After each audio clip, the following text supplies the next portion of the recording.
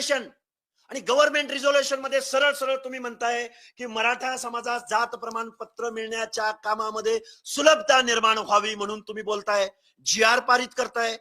असा GR या उपसमितीने कुणाच्या सांगण्यावरून काढला? या प्रश्नाचं उत्तर ओबीसीना हवंय. स्टेट बॅकवर्ड कमिशनने तुम्हाला काही शिफारस केली का? मंत्रिमंडळामध्ये तुमचा काही निर्णय झाला का? हाऊस मध्ये यावर चर्चा झाली का? या GR चा काय अर्थ निघतो? मी एक आंदोलक म्हणून, एक कार्यकर्ता म्हणून, ओबीसी चळवळीमध्ये काम करणारा माणूस म्हणून याचा अर्थ काय निघतो हे मुख्यमंत्री महोदयांनी आणि महाराष्ट्रामधल्या विखे पाटलांपासून उपसमिती, आणि उपसमिती मुळात बायस आहे.